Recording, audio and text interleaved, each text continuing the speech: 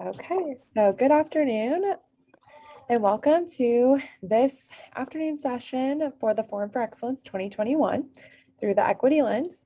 My name is Kirsten Bayer with the Illinois Center for Specialized Professional Support, and I am joined by my colleague, Amber Fortunari, and she will be helping provide technical support as well with myself moderating for your session.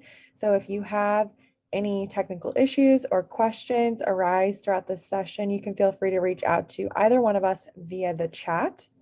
Just a couple of housekeeping things before we get started with our presenters, Jason and Joanne.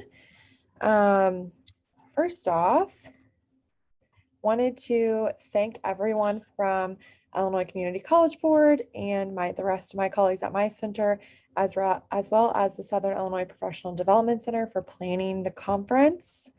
So a quick shout out to them. And then today's session is titled Successful Strategies for Creating Readily Accessible Online Courses, again, presented by Jason Altman and Joanne Ivory. So again, you can reach out to me or Amber for tech support and moderation for today's session. If you have questions or comments as this session proceeds, please post those in the Zoom chat, not the Whova chat. So we are going to have all questions in the Zoom chat. And you can also unmute yourselves at the end during our live Q&A with our presenters. We ask that you refrain from unmuting yourselves, during the session to not interrupt our presenters, but we will have a live Q&A that you can unmute yourselves and ask questions live at the end.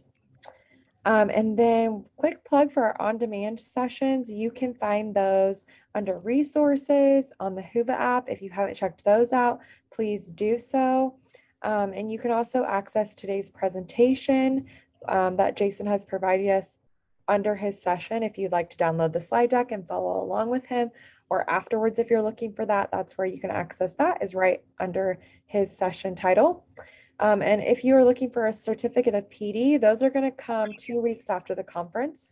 We ask that you just make sure your name in the Zoom meeting is accurate. So your first and last name. So if it's something else, or you're logging in from someone else's Zoom account, just make sure you have your first and last name on the participant list if you want that to be reflected on your certificate of PD. And then Jason and Joanne, thank you for taking the time to present today. We're really excited to hear from you. So I'm going to hand it off to Jason, and he's going to share his screen.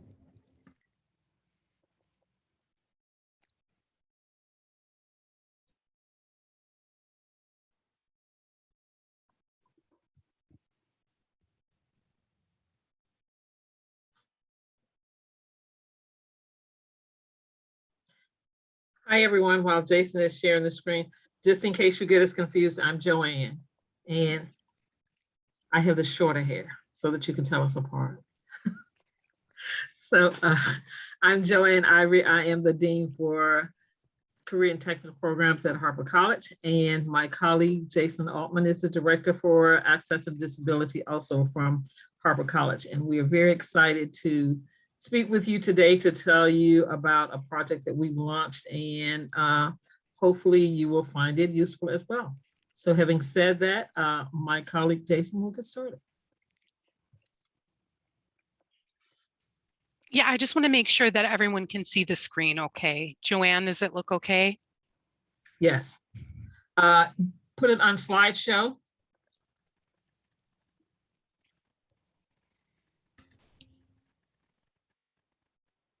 Okay, there we go.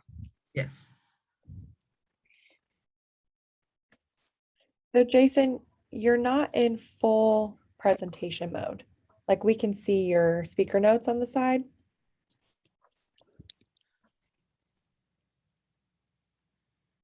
Okay, sorry, just 1 second.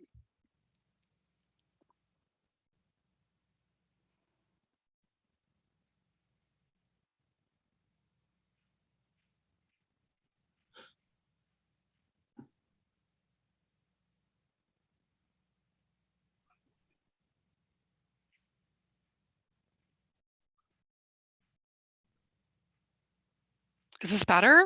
I can't tell. I don't know It's the why it's same. showing the notes. Do you have two screens?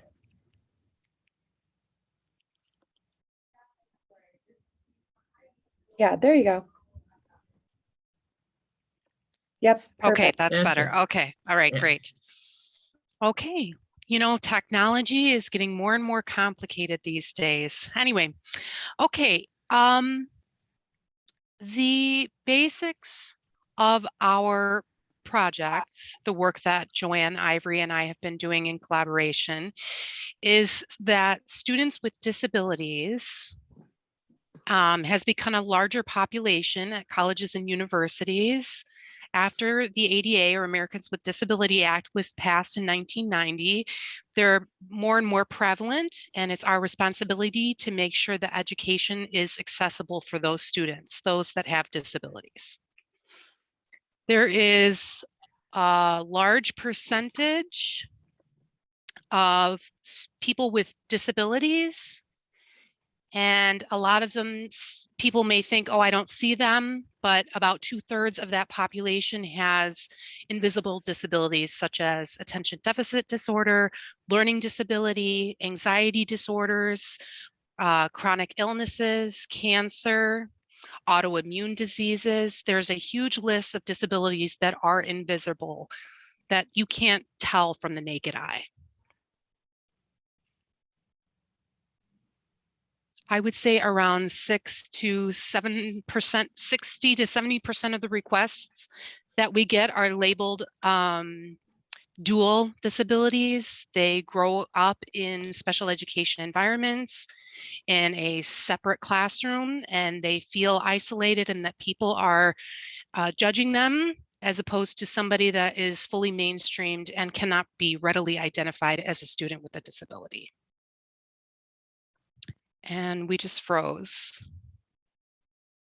Okay, so the previous slide just mentioned that colleges and universities and community colleges, we have about 752 students that register with our office, but it seems to be even more than that. I would say about 1,200. And I would say over 90% of them do come to our office. We have a long history of providing disability services going back into the middle of the 70s. Also, our mindset is to try to advance inclusion and accessibility in college campuses for students with disabilities. And they have been identified in the Chicagoland area as having a disability, and a lot of them attend our colleges and our schools. So the college environment is a really great place to ensure accessibility. In fact, our team is very experienced and is one of the top 3 contacts on campus. We have a high volume of work with students. Our team continues to have a high count of satisfaction from students that work with our office and use our services, and those that are involved in our programs. Why don't you go ahead, Joanne?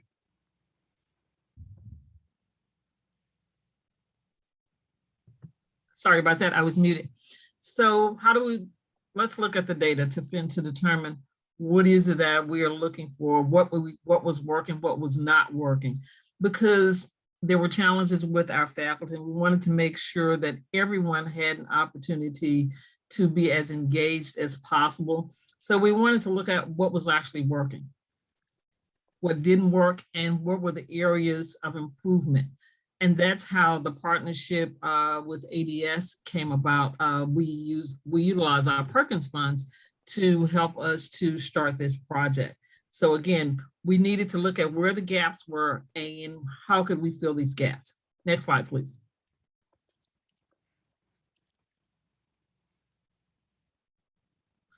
So where did we start? We knew that we needed to meet students where they were, and we also knew that there were gaps in the services that we could provide to them. So we wanted to make sure that we enhanced their classroom experience, because in order for them to be successful, we needed to make sure that as a college, we were doing our part to provide them with the tools and resources that they needed. So we had faculty who had previously gone through some of the training, and that's through we have an Academy for Teaching and Learning on campus. So some faculty had gone through that, others had not. And part of the goal was to identify a process in which we could include more faculty, have more faculty to go through this particular process and then this training, so that they would be able to better meet the needs of our students.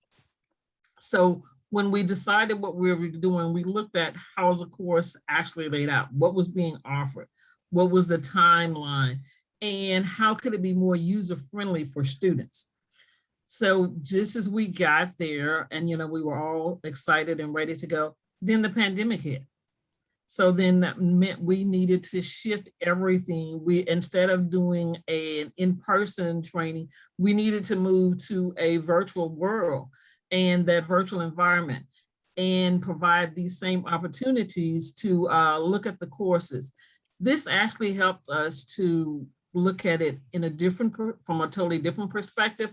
And it also enhanced the process, because when we were looking at it from a face-to-face perspective, we hadn't fully looked at it from a virtual perspective. So when we were forced to shift to virtual, then they gave us an opportunity to say, okay, here's what working face-to-face, but now that we're virtual, here's some things that we missed to add more to this process to make it a much richer engagement and experience for our faculty, which ultimately, the better trained our faculty are, the better they would be able to meet the needs of our students.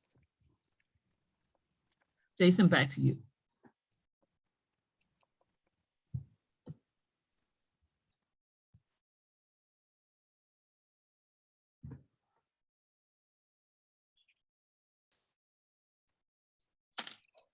At Harper College, we have about 268 students with disabilities who are approved to receive accessible electronic textbooks at Harper College. We have about 244 students who are approved to use a screen reader for assessments and exams. That's one of the few points of data that has driven our work. We have a high volume of students who heavily rely on technology in order to make their education more accessible. So the 504 laws require us to ensure that our online courses are readily accessible for students who want to take those courses, particularly students with disabilities. And that experience should be the same as students who would identify as non-disabled. So our overall goal was to make all online courses accessible and readily accessible as much as possible. The cost of being proactive versus reactive is much different. It is much more cost effective to be proactive rather than reactive. And we're also able to preserve the students with disabilities bandwidth. And I'll use myself as an example.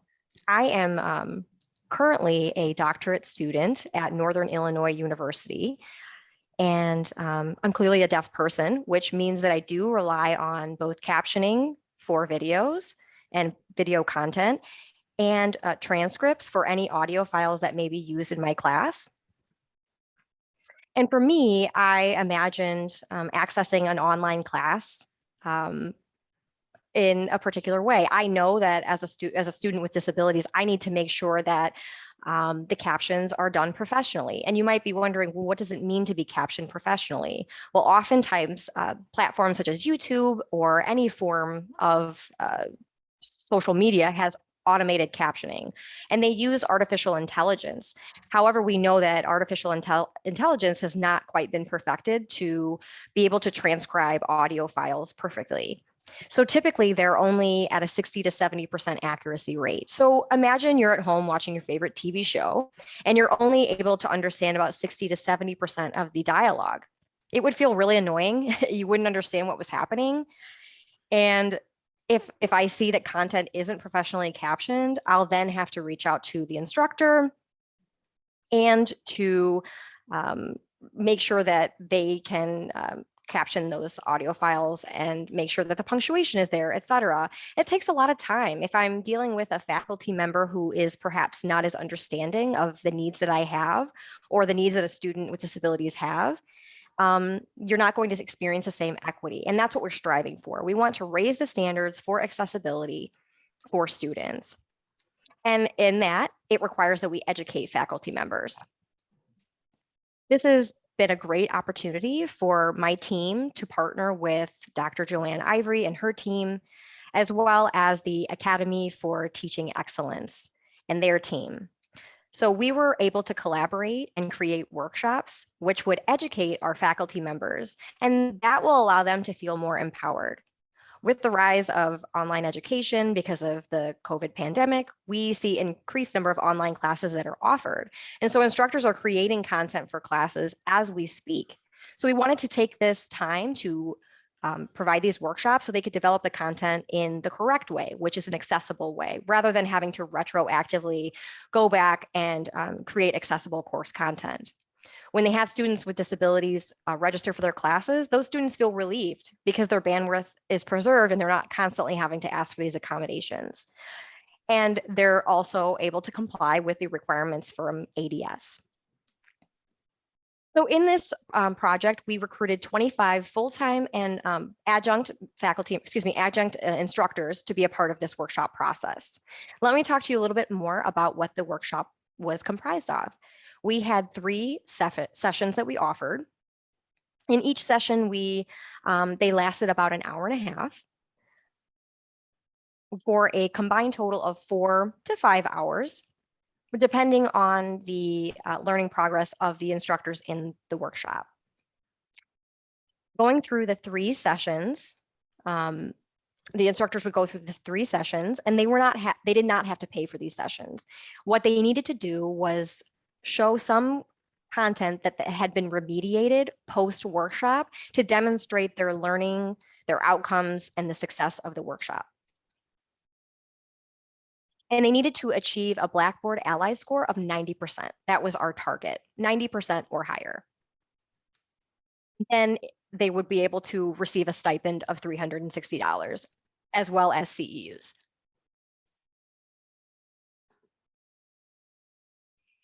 Now we want to talk a little bit about some of the expected outcomes for this program.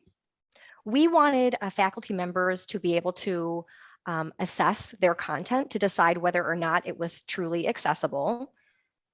We wanted them to understand what next steps will be involved for remediation in order to make sure their content was accessible. And of course, Access and Disability Services, ADS, was always there to support faculty members, particularly if they had students with disabilities in their classes at that time. We also wanted faculty members and instructors to have awareness of disability culture. Harper College recently implemented a new diversity statement, and the diversity statement mentions inclusion, accessibility, and really embracing the spirit of social justice. We wanted to create an inclusive environment for all students, including those students who are marginalized as well. Students with disabilities are one of those marginalized populations we wanted to address.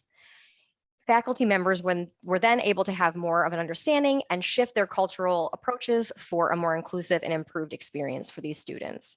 So the content that I mentioned before, they needed to make sure their syllabus was accessible as well, which is incredibly important because all students will be referring to the syllabus as their guide for the course.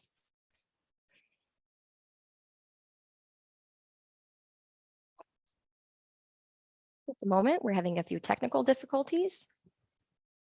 My apologies. And in step 4, faculty members would learn how to caption and transcript their audio files. These requests have become increasingly popular, particularly with instructors using videos and audio files for their online content. So faculty members would be able to use these tools to remediate and make sure their classes are accessible and use those skills for their students. Our office is still available and ready to provide captioning services for very lengthy videos or classes that do have students with disabilities enrolled. And I think the most important thing to mention is that faculty members would become more aware of the barriers that students with disabilities face, and they're able to create and implement strategies to work effectively with students who have disabilities. From my experience in working with disability services in higher education for the last 12 years, I have seen collaboration between faculty and students, and faculty having awareness of students with disabilities. When that collaboration happens, students truly feel valued, they feel supported, and they're more likely that they'll want to continue at your institution, which is great for your institution's retention rate.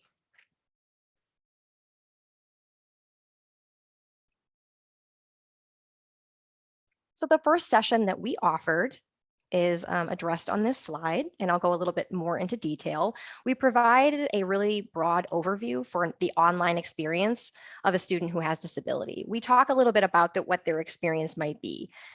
I don't speak to only students who are deaf, but we address all kinds of issues from physical disabilities to invisible disabilities and so on and so forth. So we were able to give instructors a wide range of perspectives on what students may experience.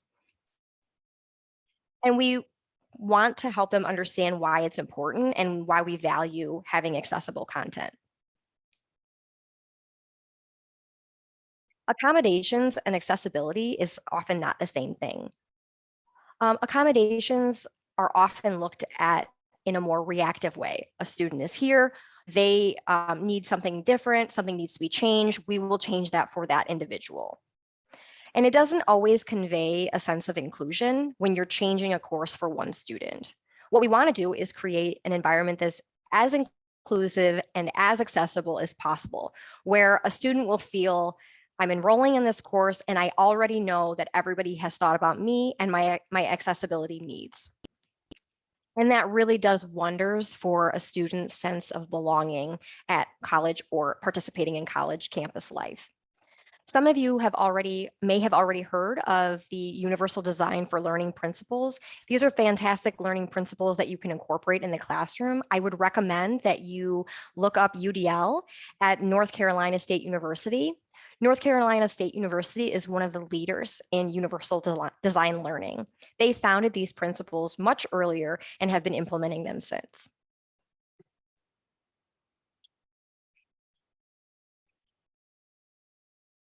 In session 2, I'll talk a little bit more about that. The Academy for Teaching and Excellence worked closely with ADS, and we were able to collaborate on this project. We were able to purchase Blackboard Ally, which is a plugin for Blackboard. Blackboard Ally functions automatically by looking through the course content and documents that have been uploaded onto Blackboard in a course shell, and they will give a rating of the content, whether it's accessible or inaccessible. However, it's important to note that's only seen by the faculty member. So it's rated in green, yellow, orange, and red to indicate levels of accessibility. And it's really nice because a faculty member can click on the Ally score and it will point out which areas of their curriculum that need to be remediated. Often it's just adding alternate text to images or perhaps adjusting headers and footers to make sure those are accessible for screen readers. And the Ally score is essentially an accessibility score. And we see after faculty members have been using that, they're more motivated, they're more conscious and aware, and they're remediating the little things in their course to make the score higher. Therefore, the class is more accessible. If teachers are seeing a course content that is shown in red, I mean, that as an instructor would bother me. I wouldn't want to see that my course wasn't accessible. So I would go in and quickly make as many changes as I could to remediate. And this, we've seen great improvement with instructors' course content.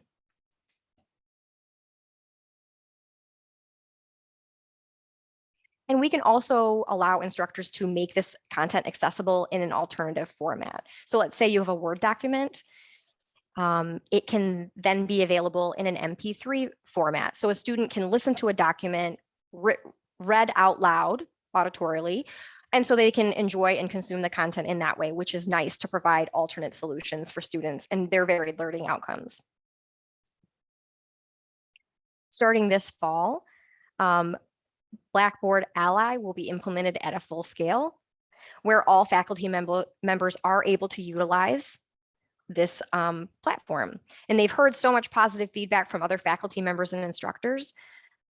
So they're able to use that tool, which is great. And we would really encourage your institutions to think about taking advantage of that as well.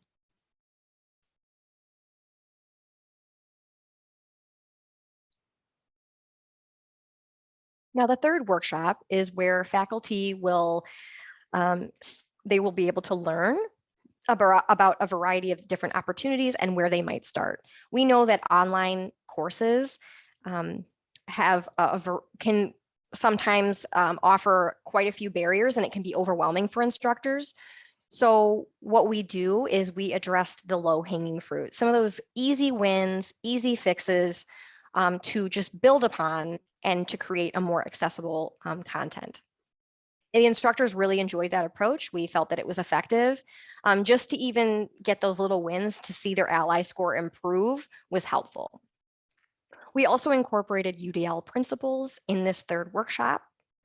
And some of the faculty members took the UDL principles to an even higher standard and a higher level, where they began offering students the opportunity to turn in their homework assignments in different ways.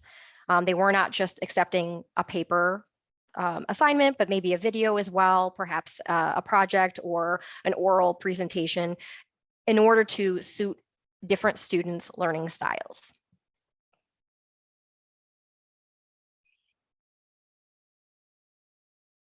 And then instructors were able to employ remediation techniques. The Academy for Excellence in Teaching was able to provide support, and they were able to reach out and get that extra support and resources if necessary.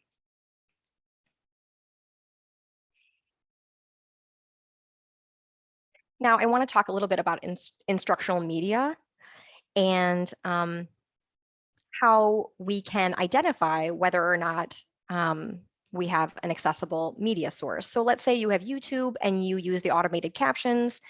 You can create a transcript, and it allows you to create a shortcut, and you can generate more accurate captioning for the videos that you have in your classes. You don't have to type out the entire transcript yourself. You can use some of the speech recognition technology that we have available to create an initial transcript draft. And then from there, you're able to go in and just, like we say, clean up, make a few edits, correct the punctuation, spelling errors, etc. And that's going to cut down your work time about 50 to 75%. So there are different strategies we were able to discuss with instructors and faculty members to give them a chance to have hands-on experience and practice with some of these techniques. Joanne, I'd like to hand it over to you.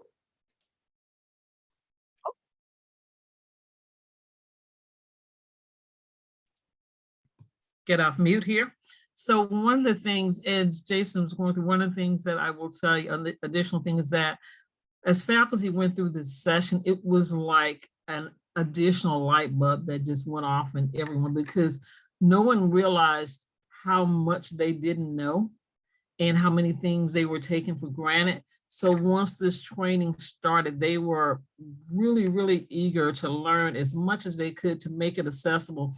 And I will say a couple of faculty members even came to me and apologized because they really didn't understand how it was impacting students. And this training just opened their eyes to so much to help them to better serve students, because, you know, you don't know what you don't know. And going through this training really helped them. And they share this with their colleagues. And I will tell you that again, we started with those in career and technical program. It is now spread across to other areas, and other faculty want to know what can they do, how can they have this training to better be to be able to better meet the needs of their students. So I just wanted to make sure that everyone understood that this is not just training for the career and technical faculty, but it's open to all faculty, to all faculty across the college. So throughout the training, we had some protocols. They had to, once the faculty registered, they had to attend each of the sessions, because it was so much information that was being covered, and the information was so vital. We made it mandatory that they need that. If you're going to do this, you have to be all in for all 4 of the sessions. So then we did, and to make sure we had check-ins throughout the process to see how they were doing, if they needed support, what was working, what wasn't working for them, and to respond to those questions and to talk them, in some cases to talk them off the ledge. There's some angst when you're learning a new process. So there are, faculty experience angst. So we wanted to make sure that they knew that they had a support team there that was there for them, and that was, throughout the process, would walk them through each of the steps. Once we got through all of that, once they had all the support and they were calm down, then there was also the action plan. So as you go through the process and you learn, what do you need? You're looking at your course, and then you look at the Ally training. Okay, so then the next step was, what do we need to do to the existing courses? How can we make these courses better?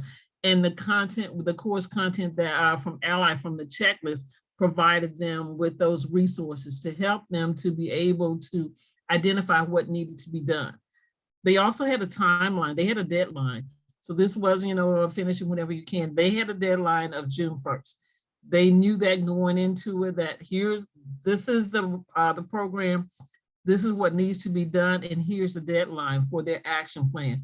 So we put all these steps in place, and they adhered to them.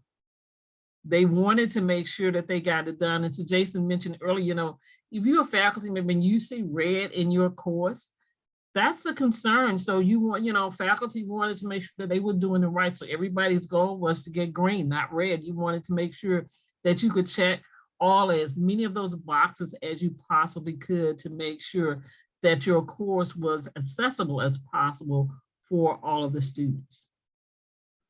Next slide, please. So as I said, we did check-in. So Ally was a great resource, and we had our Blackboard resources, and we worked with the Academy, and the instructional designers from the Academy worked with faculty to make sure that it was being done correctly. And that, there was a toolkit that was provided. So everybody had use of the Ally toolkit, because they needed to make sure, as you go back through the syllabus, we did step by step. Look at what your syllabus currently offer.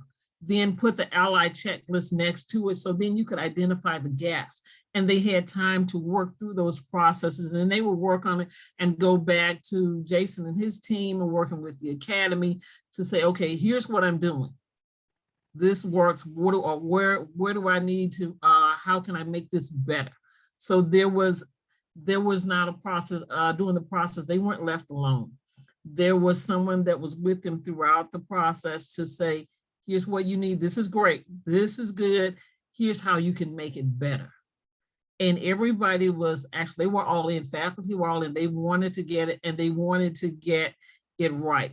So one of the interesting things is that we took, you take the syllabus and you look at it, you did a before and after. So when you look at the syllabus before they started the training and compared it to after the training, the completion, there was night and day difference in those syllabus. And it changed, not only did it change the syllabus, it changed faculty. It changed the way that they engage with students. It changed their total interaction, because it made them more, because now they were more aware, and they were more mindful. I'm sorry, I hit the mute button. They were more mindful of what they hadn't done and what they could do. So their interactions with students was more deliberate. It was more intentional in making sure that the course was as accessible as possible. If there was something that was missing, then they had the tools and resources that they could go back and make those adjustments. So it was really, really gratifying to see them start this process, but to see the growth as they move through the training to from the faculty's perspective. And they were excited about making sure that their courses were as accessible as possible. Next slide, please.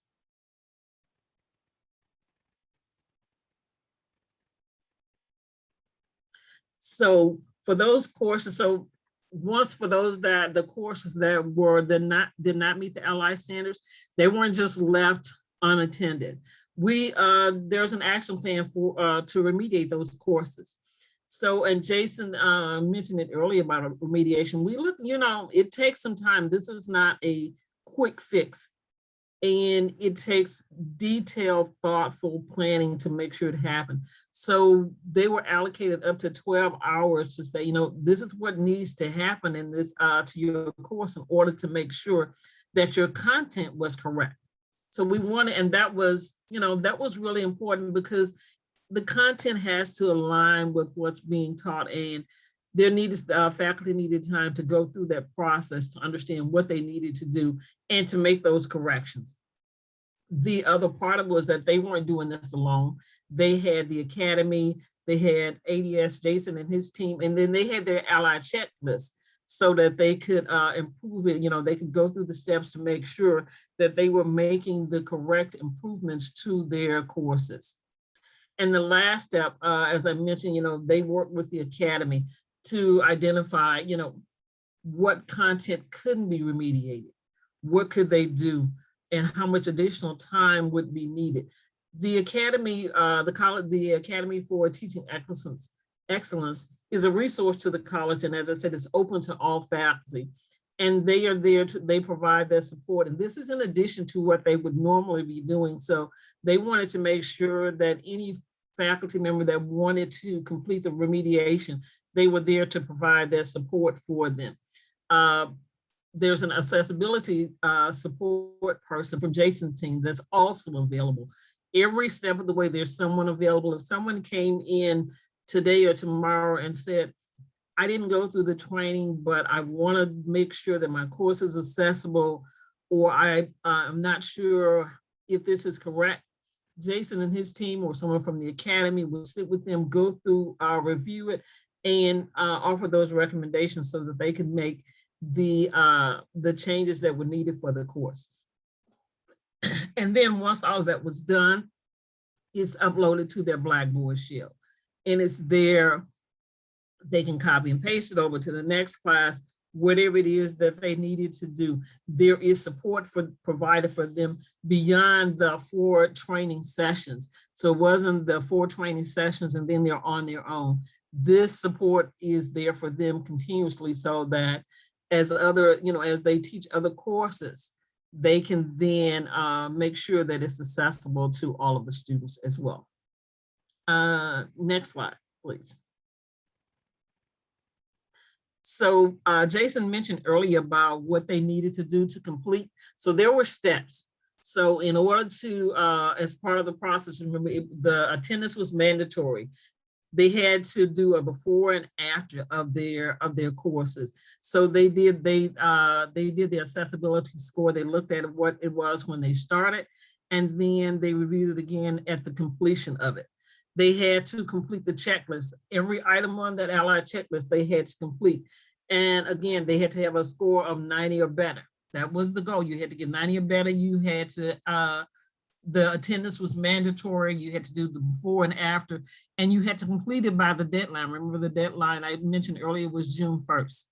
Once they completed that, then they received their CEUs, and they also received the stipend, and each one received a stipend of $360. Each faculty member received that stipend for attendance. Now, for those that are still working on their changes that went beyond that, they hadn't completed the workshop by June 1st, they can still earn their CEUs. So they're still working with the academy, and they're still working with ADS to make sure that they get everything on the checklist completed, because we want, the goal is compliance and making sure that the courses are accessible as possible for students. And I will tell you that and those faculties that didn't meet the June 1st deadline, they didn't give up, because once they had started the process, they realized how important it was and they wanted to complete it, and they were committed to making sure that their courses were accessible as possible for, because everybody wants their students to be successful in the course. And in order to do that, they needed to make these changes, and they put in the work to make sure that the changes were there and that they will be ready for fall. I think I have one more slide. Next one. So what were the outcomes? This was really great. So we had the first workshop, we had 15 faculty members that completed. The second workshop, 16 completed. The third, 15 completed. And the fourth, 12 faculty members completed. So of all of the workshops, there were 12 faculty members that completed all 4 workshops. And then there were 12 that completed the remediation, which was really good. So that was 24 of the faculty members. So on average, the Ally score, which was they were really excited about. Remember, our goal was 90%. The average accessibility score after they completed the training was 95%. At the end of all of the workshops and all of the remediation, we had 84 courses that were remediated and made accessible for specialists for 2 of our faculty members. So we were really excited about the number of faculty, because this was the first initiative, and the completion rate. So, the completion rate and the accessibility rate, because, remember, the majority of them started in red. To go from that to a 95% average, as I said, we were really, really excited, and we were excited for those faculty members that completed the remediation. The next step, is how do we bring more faculty? And we're going to do this again to offer it. It was open to the college, but we focused for this particular pilot on the career and technical education, but we are focusing on we're going back, liberal arts, any faculty member, we're bringing them in to show them the value of this program and the benefit to students. Jason, I'll turn it back over to you.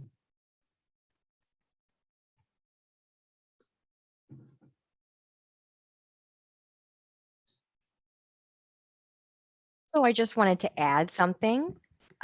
We developed a 1-page checklist, and this is for faculty members, and it kind of gives them a breakdown of each of the workshops, the learning objectives for each of those workshops as well.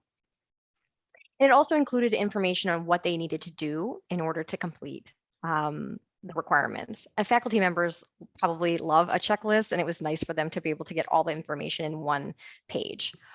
So like I mentioned, Dr. Ivory and I collaborated, and we were able to get the Perkins grant for this project.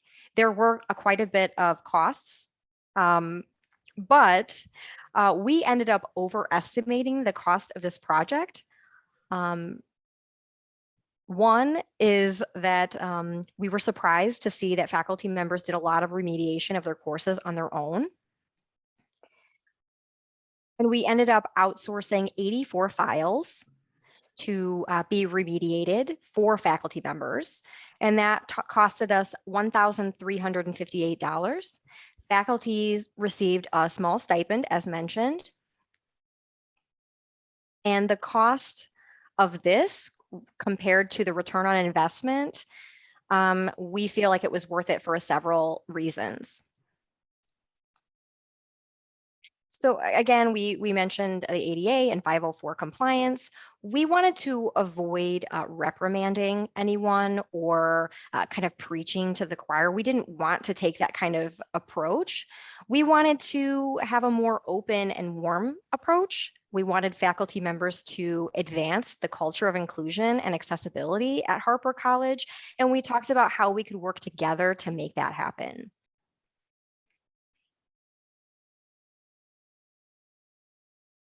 And this is not a program that we just thought of out of the blue. We received quite a bit of feedback from faculty members as well as deans, such as Dr. Joanne Ivory. And through some feedback and a discussion, we realized that this was an opportunity we needed to capitalize on. Now, as a result, as Dr. Ivory mentioned, we now see a increasing number of faculty members saying, hey, I saw the career and pro tech positions have this opportunity. We would like this opportunity as well. And the digital accessibility part has really been embedded in the Academy for Teaching and Excellence and their course design review. The Academy provides support to faculty members in order to develop online courses. And they do course reviews where they look at what the teachers have created, they provide feedback. This digital accessibility is embedded in this process. And the reason is because the culture that we have created now is that instructors want to get feedback on their courses. They want to make sure that if it's not accessible, they can do what remediation requirements are needed to make sure that students can access these classes. And most importantly, the Faculty Senate, we worked very closely with them, and they strongly supported this initiative because the Faculty Senate knows that they want to serve our students well. That's our ultimate goal. And we always want to maintain preserving the students' bandwidth. So this is definitely a step in the right direction. We are seeing an increasing number of online courses and programs at our community college. So we have created a distance, just a moment for the interpreter. We have created a distance education operations team at Harper College, which I am a member of and I'm very involved. And their annual goals is to increase the accessibility of online courses. And that is part of our institutional operational plan, goals and objectives that we have set forth. So when we know that the institution and the administration sees the importance of this in terms of, yes, compliance, but also in terms of encouraging the spirit of inclusion at our campus. This really emphasizes the cultural shift and less on compliance. And so for that reason, the faculty members have been very accepting and supportive of this. Before we go to the questions, Jason held up the checklist a few minutes ago. If anyone would like a copy of that checklist, we can get it to you. Jason, I don't know if you can put it in the chat. They can take it from there as well. Thank you all so much for listening to us. And now we're happy to entertain any questions. I'll see if there are any in the chat already.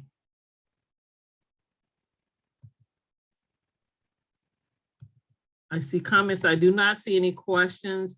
If you have a question, if you would please unmute yourself, we'd be happy to answer. Yes, the total funding did come from Perkins. Someone asked the question.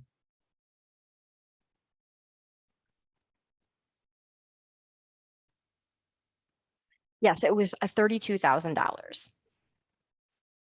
And we ended up using only about 5,700 of that total 32,000.